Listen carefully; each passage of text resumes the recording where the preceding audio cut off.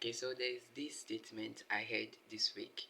John Maxwell said something very profound. He said that if they don't like you, they won't like your God. If they don't like you, they won't like your God.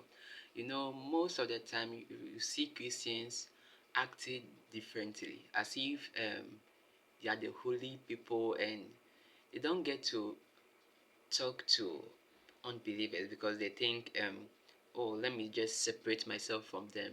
Let me just separate myself from them. So they act indifferent. They act indifferent. They don't act in a way that would draw unbelievers to God.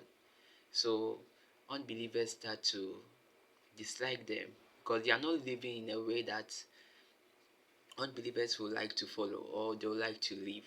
So they act differently, and sometimes looking at them you find it difficult to accept someone who says he follow the true God, someone who says he follow God or he follows Jesus Christ, who was being nice to people, who was serving people, who was doing all kinds of things for people. But believers are not doing the same way. They are not doing the same thing. They are not doing the same thing. They are separating themselves from people. They are acting differently. They are doing things that displease God, or they are doing things that doesn't bring people closer to God. When you look at the story of the Pharisee, I think the Pharisee that was praying, when you look at the details of his prayer, you realize that this isn't someone that people would like to. When you follow this person, it will not lead you to anywhere. It will not lead you anywhere. This person was self-centered. That person was self-centered. But God, Jesus made us see the other person, the tax collector, the other poor person that came and asked for forgiveness, that came and said that I have sinned, Lord, forgive me. This is the kind of people that believers would like to associate themselves with. People that can take responsibility, people that know that the thing that happened today is my fault, so I take responsibility for that. All these things, you know, in this world, we have to be liked. We have to be liked. We have to be liked. So let's do things so that people will like us, people will love us. Let's help people. Let's serve people. Let's not be self-centered. Let's not think that, oh, I want this, or I'll just be selfish. Yes, there's a time to be selfish, but there's a time to be selfless. And most of our life, we have to be selfless. The selfish part is when you have to take your health serious. You have to, um, you have to take care of yourself. That's when you have to be selfish.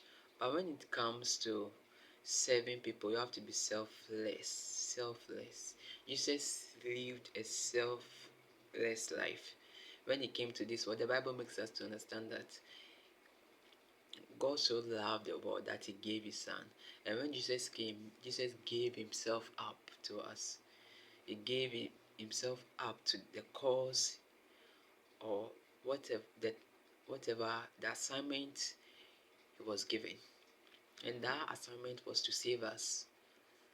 That assignment was to save us, to make us free from sin, to make us free from bondage, to make us free from the devil. And that is very good. That is very good. And we have to adopt that kind of habit. Because if you say we are Christians, Christians are Christ-like. Christ-like. So people should like you. People should like you. Stop acting so annoying. Like, there are some Christians that are annoying. They are annoying. Stop acting like that. Stop acting like that. And You know that when people like you, they'll get to like your God. When people love you, they'll get to love your God. So the first thing we have to do is to love them. Love them. Love the people. Love the people. Love the people. They are not always going to love you, but you realize that after some time, after they realize that you genuinely love them, they'll love your God. They'll love your God.